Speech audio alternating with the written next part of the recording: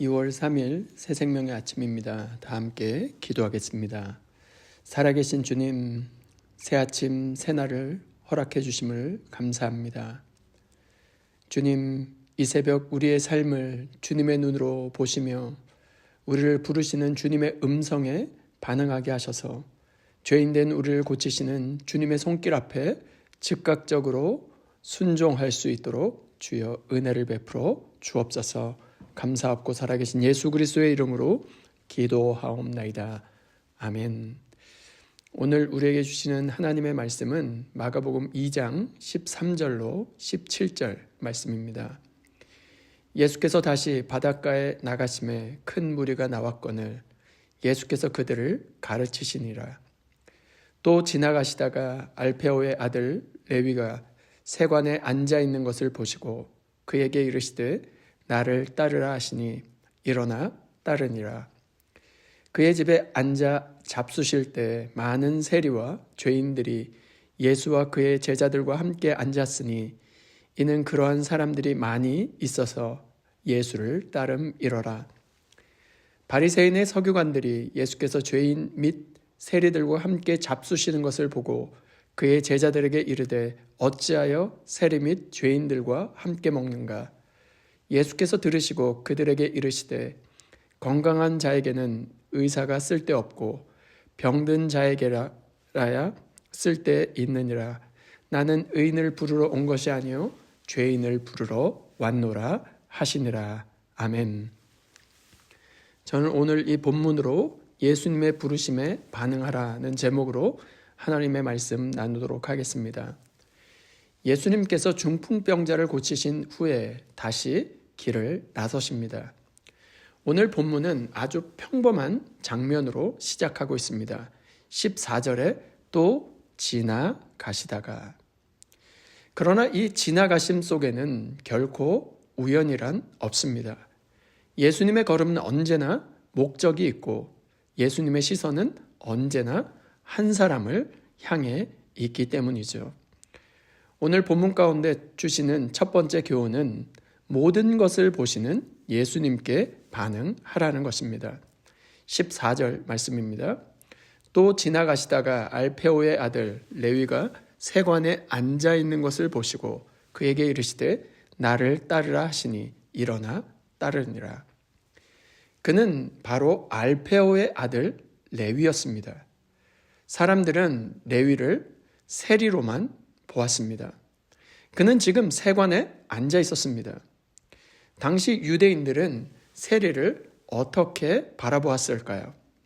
민족의 배신자요, 죄인이요, 탐욕스러운 사람으로 낙인이 찍혀 있었습니다. 그러나 예수님은 어떠셨을까요? 14절 말씀에 어떻게 기록하고 있습니까? 레위가 그 세관에 앉아 있는 것을 보시고 이 구절을 주목해 보시길 바랍니다. 여기 앉아 있다라는 것은 곧 자리에 앉아서 세관을 관할하고 세리를 관리하는 세관의 우두머리 역할을 한다는 뜻입니다.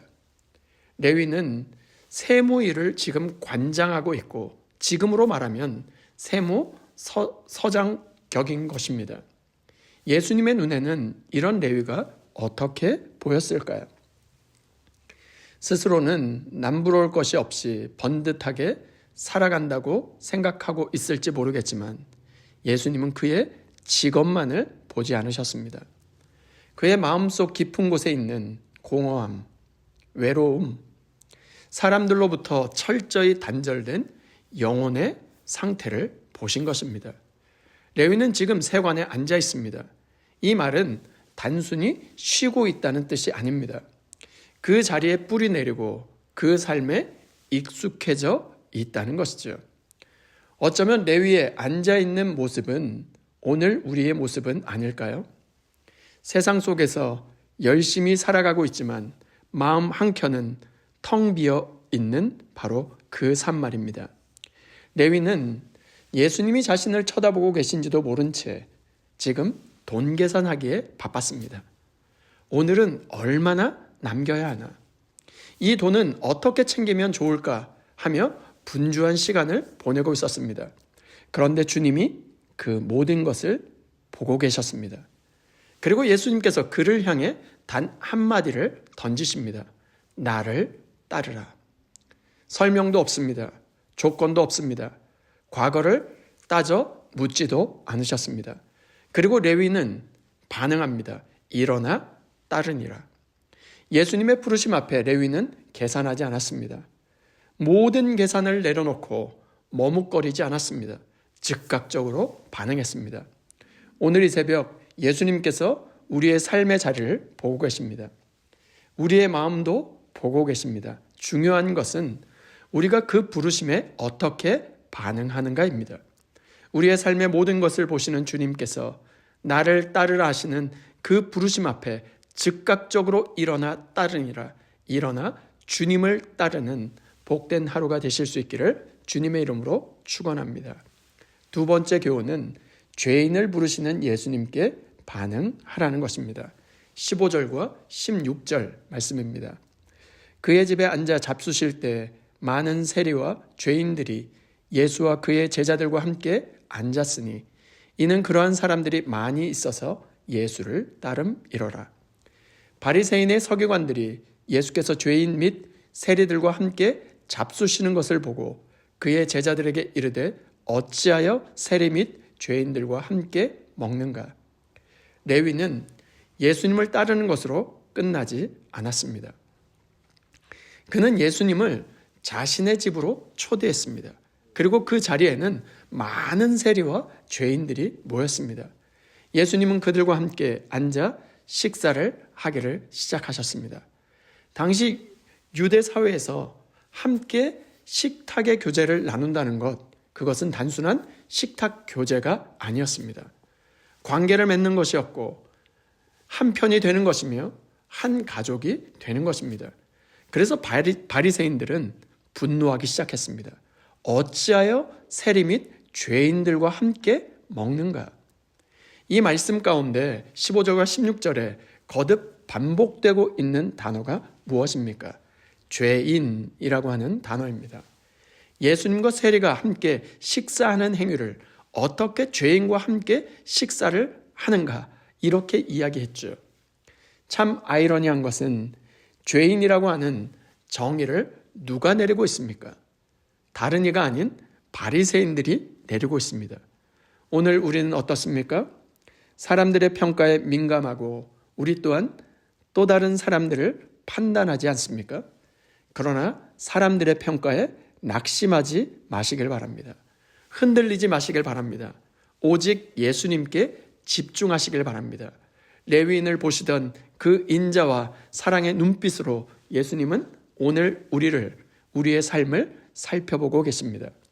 레위 안에 있는 마태를 발견하시듯 베드로 안에 있는 게바를 발견하시듯 예수님은 그 누구도 알지 못하는 우리의 모습을 바라보고 계시고 오늘 우리를 부르시고 또한 하나님 나라 일꾼으로 사용해 주실 것입니다. 예수님께서 분명히 17절에 말씀하고 있습니다. 예수께서 들으시고 그들에게 이르시되 건강한 자에게는 의사가 쓸데없고 병든 자에게라야 쓸데있느니라. 나는 의인을 부르러 온 것이 아니요 죄인을 부르러 왔노라 하시니라.